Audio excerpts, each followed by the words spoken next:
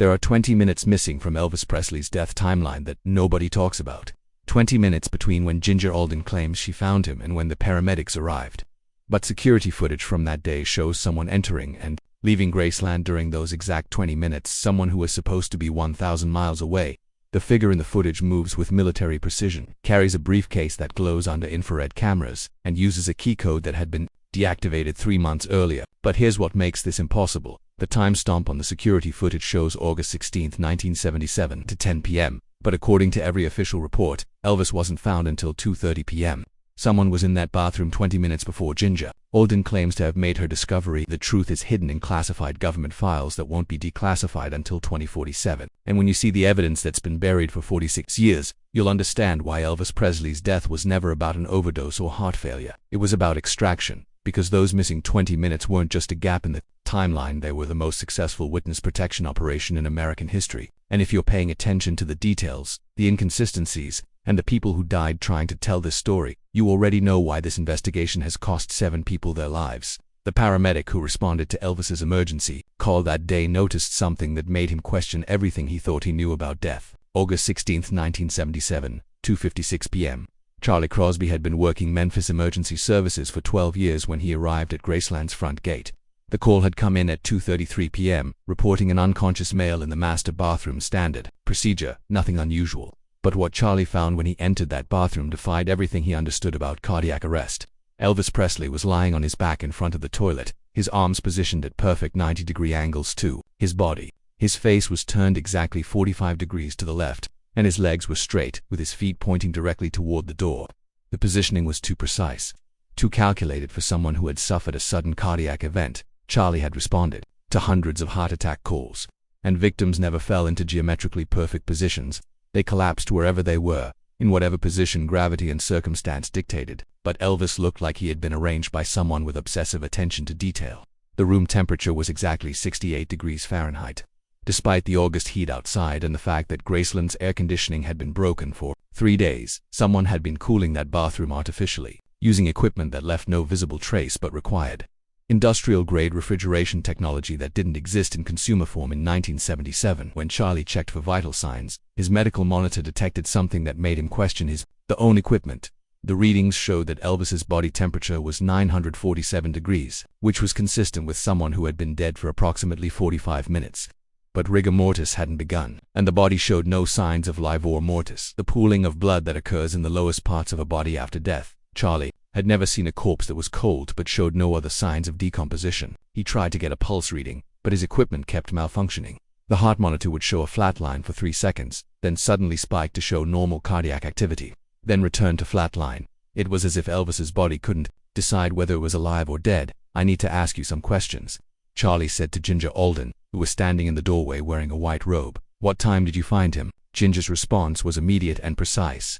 2:30 p.m. exactly. I looked at the clock on the nightstand, but Charlie had already noticed something wrong with her timeline.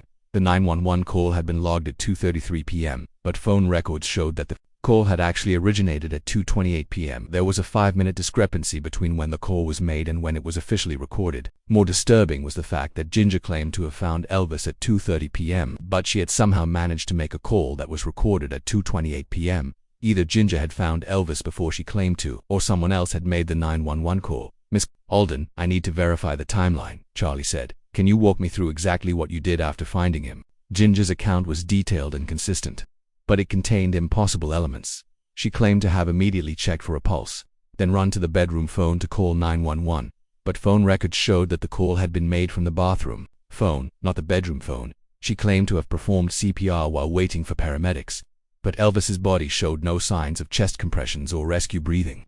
She claimed to have been alone in the house except for Elvis, but Charlie could hear footsteps on the second floor and voices coming from the kitchen. Either Ginger was lying about what happened, or she was covering for someone else who had been in the house. Charlie made a decision that would haunt him for the rest of his life. He began taking photographs of the scene with his personal camera, documenting details that weren't part of standard emergency protocol. The photographs would later disappear from evidence, but not before Charlie made copies that he hid in a safety deposit box. What those photographs revealed would force investigators to question everything they thought they knew about Elvis Presley's death. In the first photograph, Elvis's arms were positioned at perfect right angles to his body. In the second photograph, taken 3 minutes later. His left arm had moved 2 inches closer to his chest. Dead bodies don't move on their own. The third photograph showed something even more disturbing. A small puncture wound on Elvis's left forearm that hadn't been visible when Charlie first examined the body. Someone had injected Elvis with something after Charlie's initial examination, but Charlie was the only medical professional in the room, and he hadn't given any injections who had access to Elvis's body during those 3 minutes. And what had they injected him with? Charlie's photographs also captured something that wouldn't be explained until decades later, a small electronic device partially hidden under Elvis's body.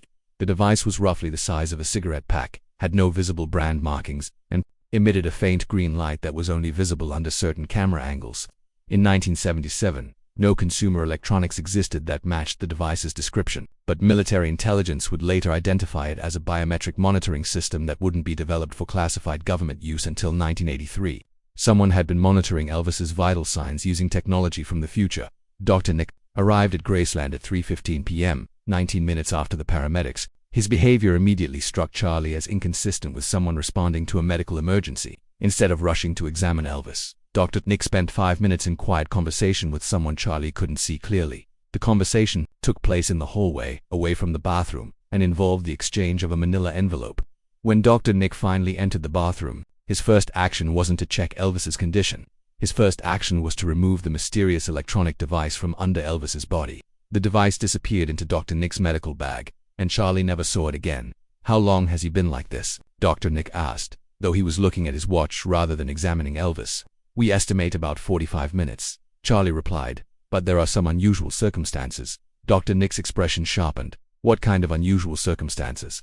Charlie showed him the photographs he had taken, pointing out the arm movement and the puncture wound. Dr. Nick studied the images for several seconds, then asked a question that made Charlie's blood run cold. "Did you show these photographs to anyone else?" "No, sir, I just took them." Dr. Nick nodded slowly. "Charlie, I need you to understand something. Elvis Presley was a very private person, and his family deserves to grieve without unnecessary speculation. These photographs could cause a lot of pain for people who are already suffering."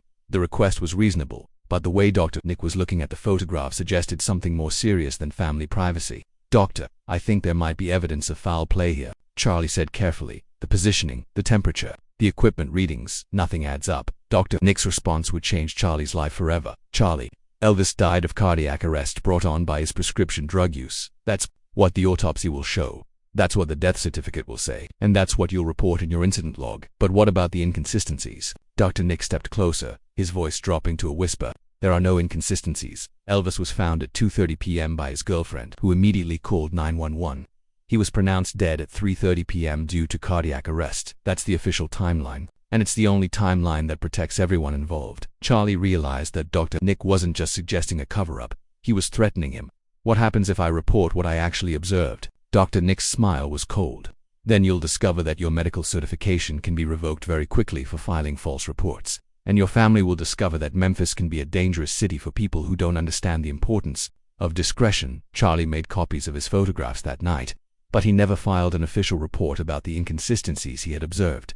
3 weeks later, Charlie was offered a promotion to a position in Atlanta. The offer came with a significant salary increase and the understanding that he would never discuss the Elvis Presley case with anyone. Charlie took the job and remained silent for 43 years. But in 2020, dying of cancer with nothing left to lose, Charlie finally decided to reveal what he had witnessed during those missing 20 minutes. His testimony would expose a conspiracy that reached far beyond Elvis Presley's death. According to Charlie's deathbed confession, the mysterious figure on the security footage was FBI agent Raymond Crawford, who had been Elvis's handler in a witness protection program that had been active since 1973. Elvis hadn't died in that bathroom. He had been extracted. The body that Charlie examined wasn't Elvis Presley. It was a carefully prepared substitute, designed to provide physical evidence of death while allowing the real Elvis to disappear into a new identity. But the substitution had gone wrong. The artificial body had been too perfect, too precise in its positioning. The technology used to simulate death hadn't been fully tested, and it had created inconsistencies that a trained paramedic would notice. Charlie's photographs had captured evidence of the most sophisticated body double operation in government history. The electronic device under Elvis's body had been monitoring the substitute's vital signs, ensuring that it would appear dead when discovered, but wouldn't decompose in ways that would expose the deception. The puncture wound had been the injection of preservatives designed to slow decomposition until the body could be properly disposed of after the funeral. But Charlie's unexpected documentation of the scene had created evidence that could expose the entire operation. Dr. Nick's job wasn't to treat Elvis. Dr. Nick's job was to ensure that no evidence of the substitution survived. The manila envelope he had received contained Charlie's original photographs, which had been confiscated by agents who had been monitoring the scene from outside Graceland. Charlie's confession revealed that at least 12 people had been involved in staging Elvis's death, including federal agents, medical professionals, and Graceland staff members who had been offered immunity in exchange for cooperation. But the most shocking revelation was that Elvis himself had been a willing participant in the deception. According to classified documents that Charlie had been shown before agreeing to remain silent, Elvis had been receiving death threats from organized crime figures who were angry about his cooperation with federal drug enforcement agencies. The threats had become so credible that the FBI had determined that Elvis's only chance of survival was to fake his death and enter witness protection.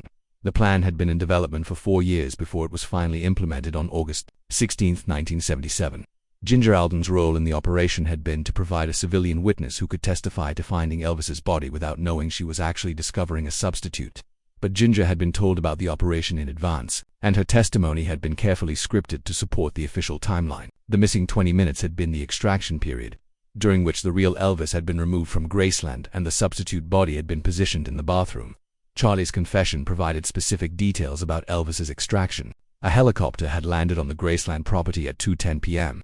Elvis had been taken to Memphis International Airport, and he had been flown to a secure facility in Colorado. The substitute body had been provided by a classified military program that had been developing realistic corpses for use in psychological warfare operations.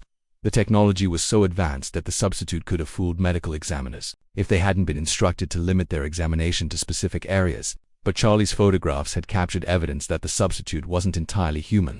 The skin texture was too perfect, the facial features were too symmetrical, and the body position was too precise. Someone had created an artificial Elvis that was designed to be convincing during a brief examination but wouldn't survive detailed forensic analysis.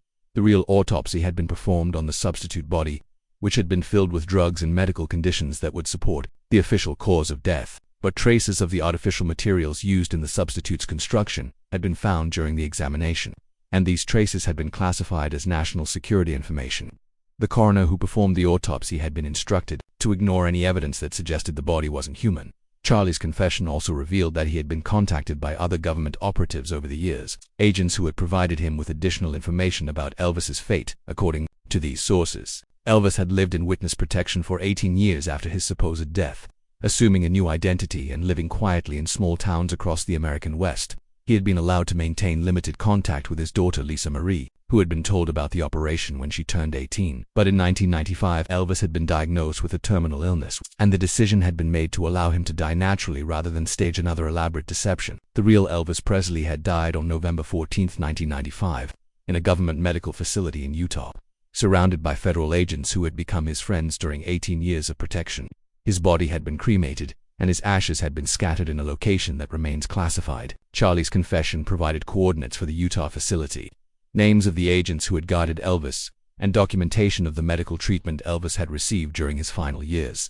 But when investigators tried to verify Charlie's information, they discovered that the Utah facility had been demolished in 1996. All records had been destroyed, and the agents he had named had died in what official reports called unrelated accidents. Someone had been systematically eliminating evidence of Elvis's witness protection operation. Charlie himself died 2 days after making his confession, officially from cancer complications, but his family reported that he had been in stable condition and had expected to live for several more months. His death certificate listed the cause of death as sudden cardiac arrest, the same official cause of death that had been listed for Elvis Presley.